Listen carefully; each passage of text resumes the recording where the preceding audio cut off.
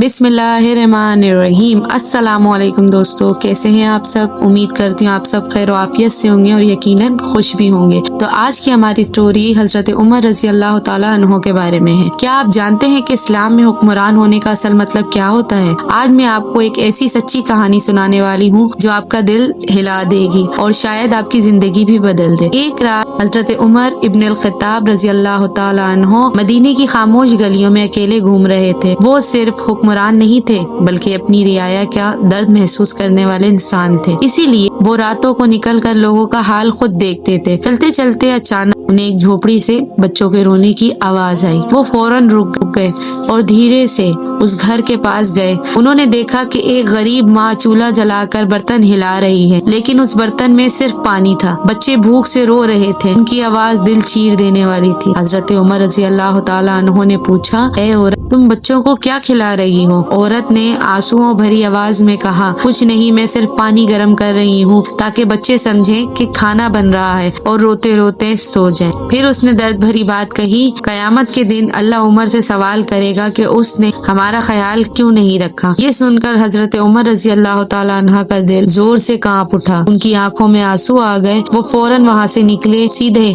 बैतुल मलाल गए और अपने कंधे पर आटे का बोरा उठाया। उनके साथी ने कहा, आप दे दें, मैं उठा लेता हूँ। लेकिन हजरत उमर रजी अल्लाह ताला अन्हो ने जवाब दिया, क्या तुम कयामत के दिन मेरा बोझ भी उठाओगे। फिर वो खुद बोरी उठाकर उस औरत के घर गए। उन्होंने खुद चूल्हा जलाया, खाना पकाया और अपने हाथों से मासूम बच्चों को खिलाया। वो तब तक वहाँ से नहीं गए जब तक बच्चे हंसने नहीं लगे। और उस रात एक हुक्मरान ने साबित कर दिया कि असली रहनुमा वो होता है जो अपनी रियाया का दर्द महसूस करे। इस स्टोरी से हमें ये सबक मिलता है कि जो दूसरों का दर्द महसूस करता है वही असल में अल्लाह के करीब होता है। तो दोस्तों, कैसी लगी आप लोगों को आज की ये स्टोरी अगर आपको अच्छी लगी हो तो चैनल को सब्सक्राइब, वीडियो को लाइक शेयर करना ना भूलें। लाइकन क्लिक करें ताकि आपको और भी मजीद इस्लामिक वीडियो रोज रोज मेरे चैनल पर मिल सके। ओके, अपना ख्याल रखिएगा। अल्लाह हाफिज।